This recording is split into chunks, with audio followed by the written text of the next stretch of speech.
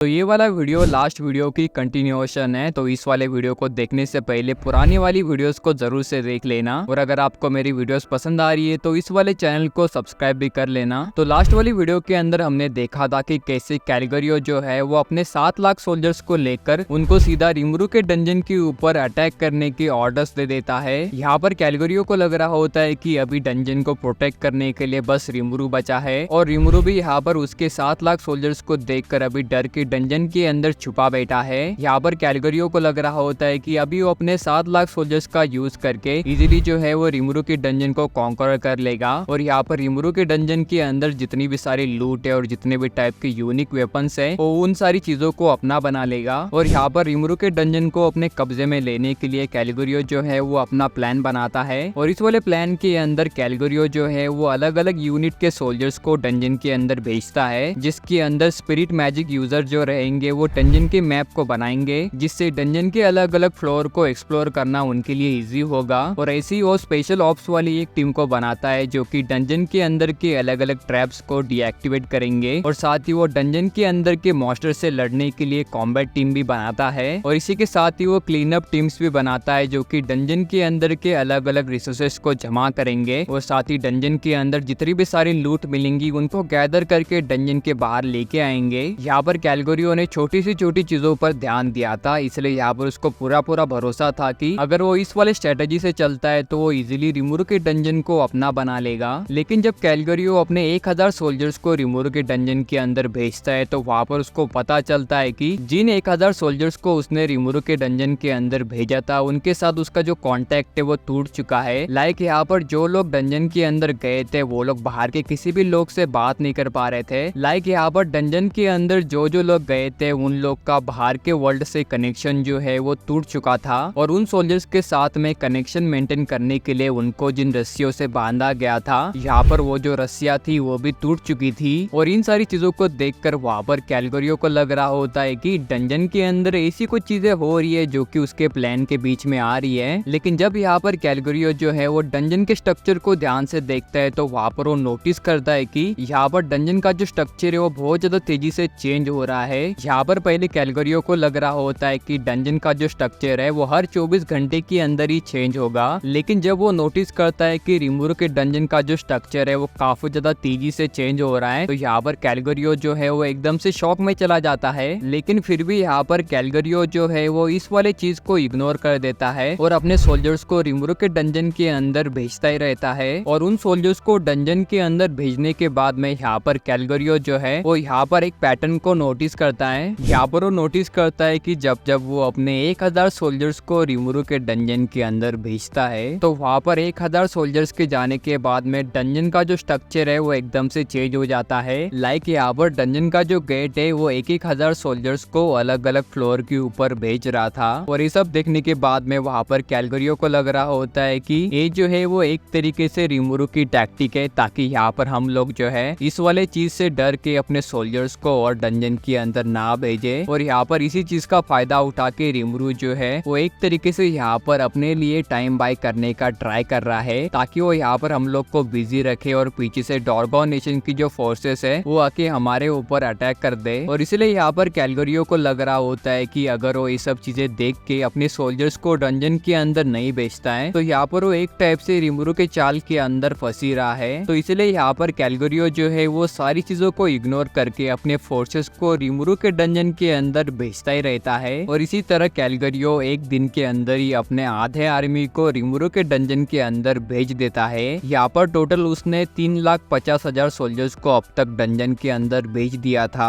और इतने सोल्जर्स के होने के बावजूद भी उन लोग ने अभी तक डंजन को पूरा एक्सप्लोर तक नहीं करा था। और यहाँ पर जब कैलगरियो कुछ टाइम के बाद डंजन के अंदर गए हुए सोल्जर्स के साथ में फिर से बात कर पाता है तब वहाँ पर कैलगरियो और डंजन के बाहर के सोल्जर्स के सांस में सांस आती है। यहाँ पर पहले तो सभी को लग रहा होता है कि जो लोग डंजन के अंदर गए हैं वो सारे के सारे मारे जा चुके हैं। लेकिन जब उसको डंजन के अंदर के सोल्जर्स से पता चलता है कि उन लोग को डंजन के अंदर अलग अलग टाइप्स के वेपन्स और साथ ही बहुत सारी लूट और बहुत सारा गोल्ड मिल रहा है तो यहाँ पर कैलगरियो जो है वो काफी खुश हो जाता है। लेकिन कुछ टाइम के बाद कैलगरियो को यहाँ पर एक डाउट होने लग जाता है। यहाँ पर कैलगरियो को पहले लग रहा होता है कि ये जो डंजन है वो बस 60 फ्लोर का ही है, लेकिन यहाँ पर जैसे जैसे उसके सोल्जर्स जो है वो डंजन के और भी ज्यादा डीप जाते हैं, तब वहाँ पर उसको पता चलता है कि ये जो डंजन है उसके 60 से ज्यादा फ्लोर्स है। लाइक यहाँ पर पहले तो कैलगरियो को लग रहा होता है कि इस वाले डंजन के बस 60 फ्लोर है, लेकिन जब उसके सोल्जर्स इतने ज्यादा नीचे जाने के बावजूद भी डंजन के बॉटम तक नहीं पहुँचते हैं, तो यहाँ पर वो एकदम से डाउट करने लग जाता है, क्योंकि यहाँ पर अभी तक उसका कोई भी सोल्जर जो है वो डंजन के बाहर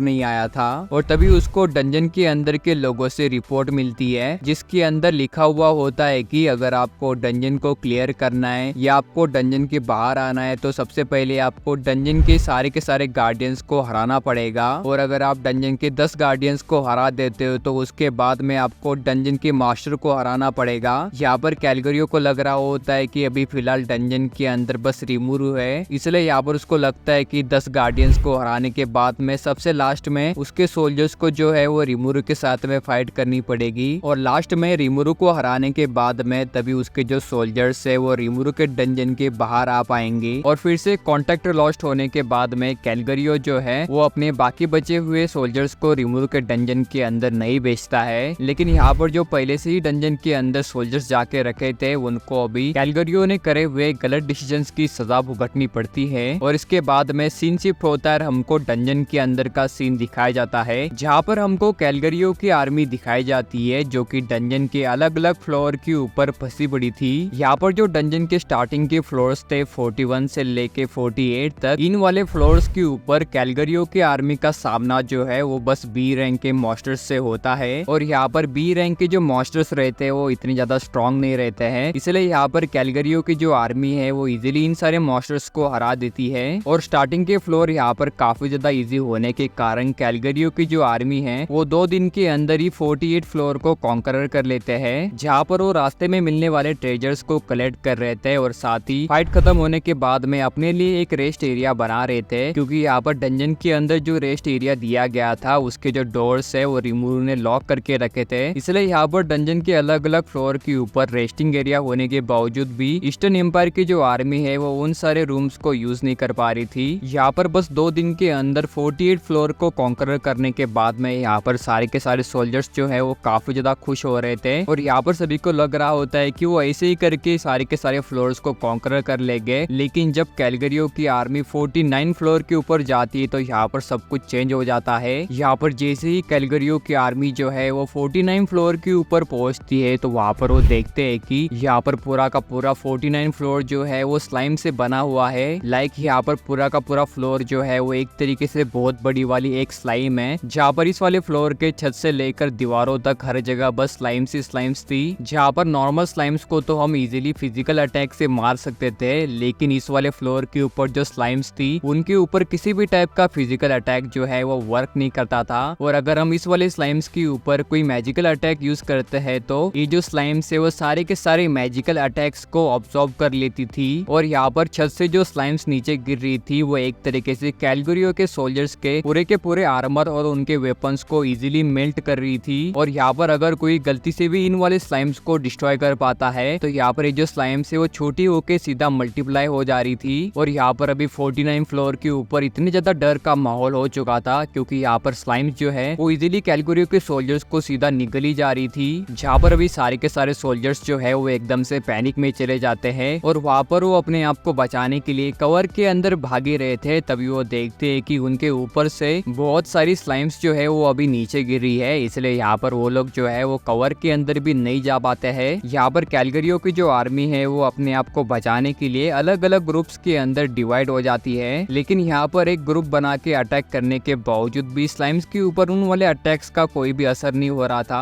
और यहाँ पर नए सोल्जर्स के 49 फ्लोर के ऊपर पहुंचने के बावजूद भी इतने सारे लोग मिलके यहाँ पर कोई भी प्रोग्रेस नहीं कर पा रहे थे। लाइक यहाँ पर कैलगरियो के आर्मी को नीचे वाले फ्लोर्स के ऊपर जाने के लिए पहले इस वाले फ्लोर को क्लियर करना होगा, लेकिन इस वाले फ्लोर के ऊपर ये जो स्लाइम्स थी भाई उनके ऊपर कोई भी फिजिकल अटैक जो है वो वर्क नहीं कर रहा था, ना ही किसी भी टाइप का मैजिक जो है वो वर्क कर रहा था। इसलिए यहाँ पर कैलगरियो की जो आर्मी है वो बहुत ज्यादा टाइम तक इस वाले फ्लोर के ऊपर फंसी रहती है। और आगे चलकर जब बहुत सारे सोल्जर्स जो है वो इस वाले फ्लोर के ऊपर इकट्ठा जमा हो जाते हैं, और उसी के बाद ही सारे के सारे सोल्जर्स जो है वो अपने नंबर्स का यूज करके इस वाले फ्लोर से बाहर निकल पाते हैं। लेकिन इस वाले फ्लोर के ऊपर कैलगरियो की आर्मी का बहुत ज्यादा नुकसान हो जाता है। लाइक बहुत सारे लोग जो है वो इस वाले फ्लोर के ऊपर मारे जाते हैं और आगे चलकर वो स्लाइम से बचते बचाते 50 फ्लोर के ऊपर पहुंचते हैं और 50 फ्लोर के ऊपर पहुंचने के बाद में वहां पर उन लोग का सामना होता है टेम्पेस्ट सरपंट से और वहां पर कैलगरियो की आर्मी टेम्पेस्ट सरपंट के ऊपर अटैक तो कर देती है, लेकिन वहां पर उनके किसी भी टाइप के अटैक्स जो है वो टेम्पेस्ट सरपंट के ऊपर वर्क नहीं कर रहे थे। लाइक यहाँ पर टेम्पेस्ट सरपंट की जो बॉडी थी वो काफी ज्यादा हार्ड थी और इसीलिए वहां पर उसके बॉडी के ऊपर किसी भी स्वॉर्ड के, किसी भी बुलेट्स के और यहाँ तक कि किसी भी टाइप का मैजिक जो है उसको कोई नुकसान नहीं पहुंचा पा रहा था। और यहाँ पर बस एक ही सरपंट होता तो कोई अलग सी बात थी, लेकिन इस वाले फ्लोर के ऊपर हर जगह बस टेम्पेस्ट सरपंट भरे पड़े थे और इतने सारे सरपंट एक साथ अपने पॉइजन ब्रेथ को यूज कर रहे थे, इसलिए पूरे के पूरे फ्लोर के ऊपर एक तरीके से पॉइजन वाले क्लाउड बन चुके थे और जो लोग यहाँ पर इनके पॉइजन ब्रेथ के अंदर आता वो वहीं पर ही मारा जाता।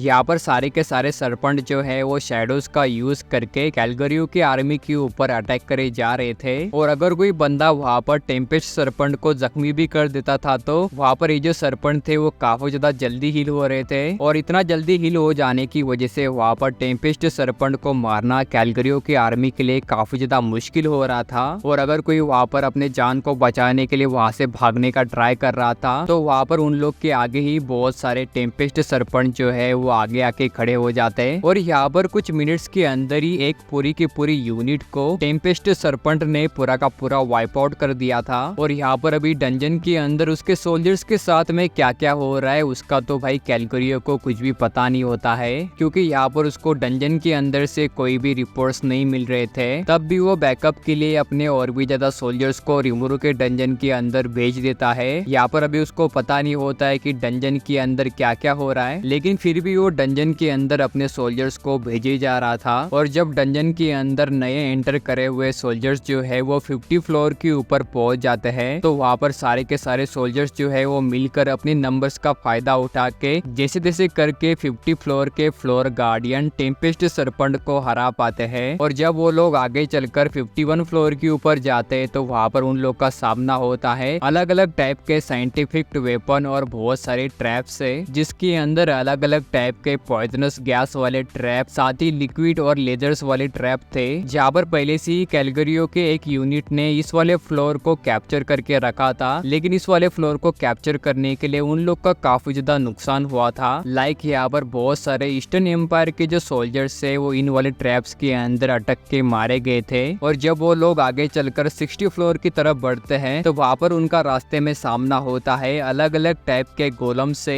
ये जो गोलम्स थे वो मैजिकल से चलते थे, इसलिए ये लोग जो है वो अपने आप को रिपेयर कर सकते थे। यहाँ पर जैसे जैसे कैलगरियो की आर्मी आगे वाले फ्लोर की तरफ बढ़ रही थी वैसे वैसे उनके जो नंबर्स है वो काफी कम हो रहे थे। और जैसे ही वो लोग आगे चलकर 60 फ्लोर के ऊपर पहुंचते हैं तो वहाँ पर उन लोग का सामना होता है एक बहुत बड़े वाले ह्यूमनॉइड गोलम से, जो कि पूरा का पूरा मैजिक स्टील से बना था। ये जो बहुत बड़ा वाला गोलम था इसके ऊपर ना ही कोई स्वॉर्ड और ना ही कोई बुलेट्स जो है वो वर्क कर रही थी। और अगर कोई बंदा इसके ऊपर मैजिकल ब्लास्ट यूज करता है तो यहाँ पर किसी भी टाइप के ब्लास्ट का इस वाले गोलम के ऊपर कोई भी असर नहीं हो रहा था, क्योंकि इस वाले गोलम के बैरियर को तोड़ना यहाँ पर काफी ज्यादा मुश्किल था। और इस वाले गोलम को गैदरा कंट्रोल कर रहा था, तो यहाँ पर गैदरा की आवाज को सुन के यहाँ पर आधे सोल्जर्स तो ऐसे ही डर जा रहे थे। यहाँ पर वो लोग सोच में पड़ गए थे कि अगर ये जो गोलम है वो गैदरा है तो इसके ऊपर हमको अटैक करना चाहिए या नहीं चाहिए। लेकिन यहाँ पर सारे के सारे सोल्जर्स को ऑर्डर मिले थे तो वहाँ पर वो लोग इस वाले गोलम के ऊपर भी अटैक कर देते हैं। और यहाँ पर सारे के सारे सोल्जर्स को एक वार्निंग भी मिली थी कि इस वाले फ्लोर के ऊपर कुछ यूनिक टाइप के पावरफुल मॉन्स्टर्स भी रहते हैं, जिसके अंदर एक रेड स्लाइम में एक गोल्डन आर्मर वाला स्केलेटन है और साथ ही एक गोस्ट है जो कि एक लिविंग आर्मर को पहन के घूमता है और एक छोटा सा ड्रैगन है जो कि काफी ज्यादा पावरफुल होता है। यहाँ पर उन लोग को पता चलता है कि ये जो 4 मॉन्स्टर्स है वो रैंडमली इन वाले फ्लोर्स के ऊपर घूमते रहते हैं और अगर कोई बंदा इन चारों मॉन्स्टर्स के चपेटे में आ जाता है तो वहाँ पर वो एकदम से गायब भी हो जाता है। यहाँ पर ये जो 4 मॉन्स्टर्स है वो वेल्डोरा, रैमबरिस, रिमुरु और साथ ही मिलिम के अवतार होते हैं। और यहाँ पर इन चारों का खौफ इतना ज्यादा हो चुका था कि यहाँ पर सारे के सारे लोग जो है वो इन चारों से लड़ने के लिए डरते थे। और यहाँ पर कुछ सोल्जर्स बोलते थे कि इन चारों से लड़ना मतलब सीधा मौत से ही लड़ना है। जैसा कि मैंने स्टार्टिंग में बताया था कि डंजन जो है वो अलग अलग सोल्जर्स को अलग अलग फ्लोर के ऊपर भेजता है, तो यहाँ पर हमको अलग अलग फ्लोर के ऊपर क्या क्या चीजें हो रही है उन सभी को दिखाया गया है। आगे चलकर हमको 61 से लेके 70 फ्लोर तक का सीन दिखाया जाता है, जहाँ पर सारे के सारे फ्लोर्स के ऊपर 100 ज़ॉम्बीज घूम रहे थे। यहाँ पर 61 से लेकर 70 तक जितने भी सारे फ्लोर्स थे वो सारे के सारे फ्लोर जो है वो एडलमैन के अंडर आते थे। यहाँ पर कैलगरियो की जो आर्मी है वो काफी ज्यादा ट्रेन थी, इसलिए वो लोग एक दिन के अंदर ही सारे के सारे ज़ॉम्बीज से लड़के सीधा 69 फ्लोर के ऊपर पहुंच जाता है। और आगे चलकर जब वो लोग 70 फ्लोर के ऊपर जाते हैं तो वहाँ पर अपना इमॉर्टल किंग एडलमैन जो है वो सारे के सारे सोल्जर्स का अपने किंगडम के अंदर स्वागत करता है, जहाँ पर एडलमैन के आर्मी के अंदर डेथ नाइट्स, बहुत सारे डेथ लॉर्ड्स और साथ ही एक बहुत बड़ा वाला डेथ ड्रैगन होता है। यहाँ पर एडलमैन जो है वो अपने आप को इंट्रोड्यूस करता है, फिर उसी के बाद ही एडलमैन का जो मरा हुआ ड्रैगन है वो जोर से दहाड़ता है और यहाँ पर उसके रॉर करते ही पूरे के पूरे बैटलफील्ड के अंदर एक डेडली ज़ॉम्बी ब्रेथ जो है वो फैल जाती है। और ये जो ब्रेथ रहती है वो कुछ ही टाइम के अंदर हजारों सोल्जर्स को मार के उनको एडलमैन का अनडेड स्लेव बना देती है। यहाँ पर एडलमैन के अनडेड ड्रैगन से लड़ते हुए सारे के सारे सोल्जर्स जो है वो एकदम से पैनिक में चले जाते हैं, क्योंकि यहाँ पर ये जो ड्रैगन था वो ऑलरेडी मरा हुआ था और इसी वजह से उसके ऊपर कोई भी अटैक जो है वो वर्क नहीं कर रहा था।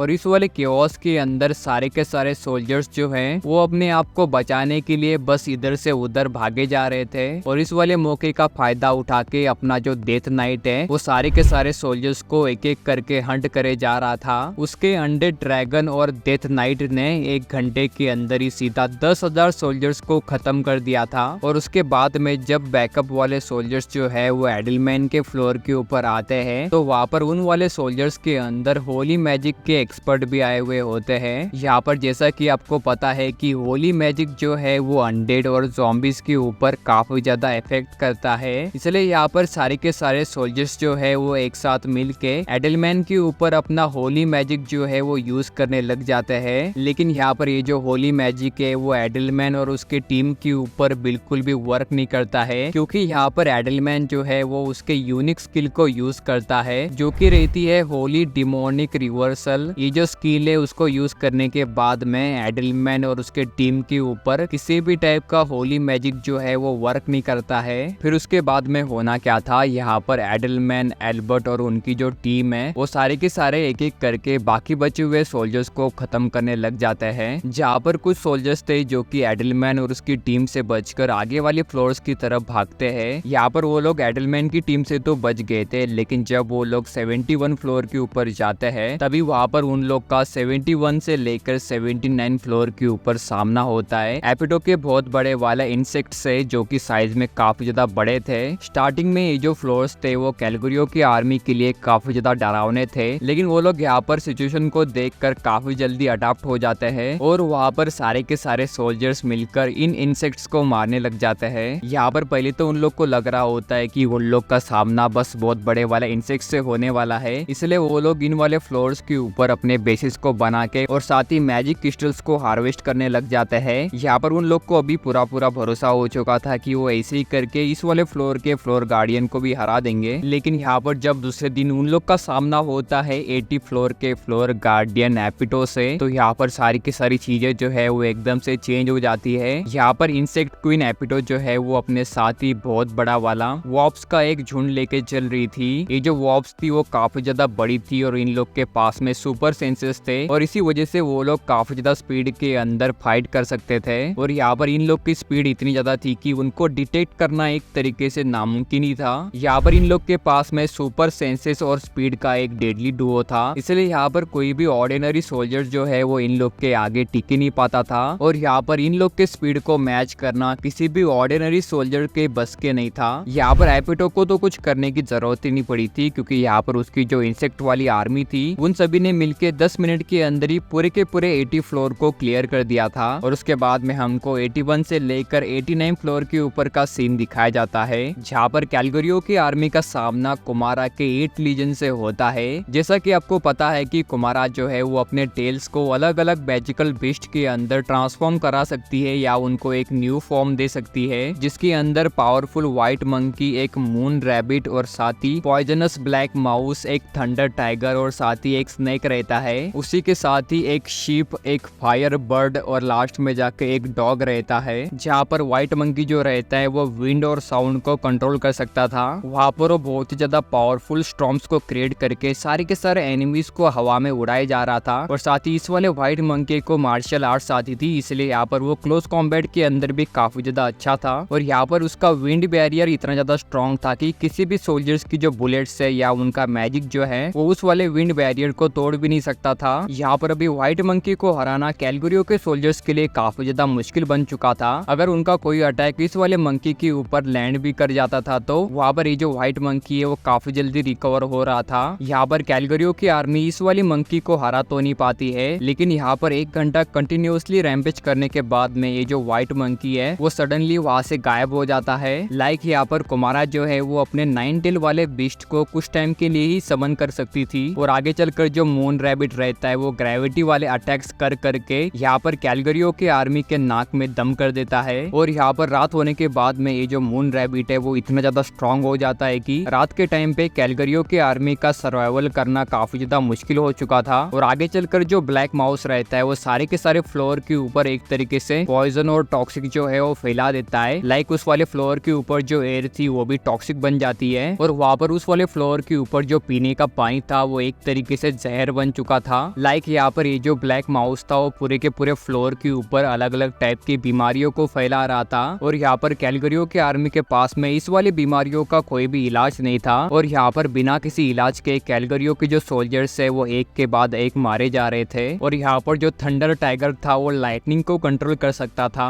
जहाँ पर थंडर टाइगर के लाइटनिंग से बचने के लिए सारे के सारे कैलगरियो के जो सोल्जर्स है वो लोग वहाँ पर डंजन के स्टेयरवे के ऊपर अपना बेस बनाते हैं। लेकिन यहाँ पर कैलगरियो के जो सोल्जर्स थे वो एक ही जगह पे ट्रैप हो चुके थे। और इसी मौके का फायदा उठा के थंडर टाइगर जो है वो अपनी लाइटनिंग का यूज करके यहाँ पर सारे के सारे सोल्जर्स को डिस्ट्रॉय कर देता है। और आगे चलकर जो विंग वाला स्नेक रहता है वो उसके फ्लोर के ऊपर का ऑक्सीजन ही खत्म कर देता है। और वहाँ पर बिना ऑक्सीजन के कैलगरियो के जो सोल्जर्स है वो लोग वहाँ पर सफोकेट होके मारे जा रहे थे। और आगे चलकर जो शिप रहती है वो अपने हिप्नोसिस का यूज करके सारे के सारे सोल्जर्स को एक गहरी नींद के अंदर सुला देती है, जिससे वो लोग कभी भी उठ नहीं सकते थे। और आगे चलकर जो फायर बर्ड था वो फ्लेम्स को कंट्रोल करके सारे के सारे सोल्जर्स को सीधा जलाए जा रहा था। वहाँ पर इस वाले फायर बर्ड से बचना कैलगरियो के सोल्जर्स के लिए बिल्कुल नामुमकिन था। लाइक यहाँ पर ये जो फायर बर्ड है वो कुछ ही सेकंड्स के अंदर यहाँ पर कैलगरियो के सोल्जर्स को सीधा राख बना दे रहा था। आगे चलकर 89 फ्लोर के ऊपर मिरर डॉग रहता है। जहाँ पर ये जो डॉग रहता है वो अपने फ्लोर के ऊपर बहुत सारी मिरर्स की एक भूलभुलैया बना देता है। वहाँ पर ये जो डॉग है वो हमेशा ही मिरर्स के अंदर रहता था। और अगर कोई सोल्जर इसके ऊपर अटैक करता था तो वहाँ पर वो अपने मिरर्स का यूज करके सारे के सारे अटैक्स को एक तरीके से मल्टीप्लाई करके उन्हीं के ऊपर छोड़ देता था।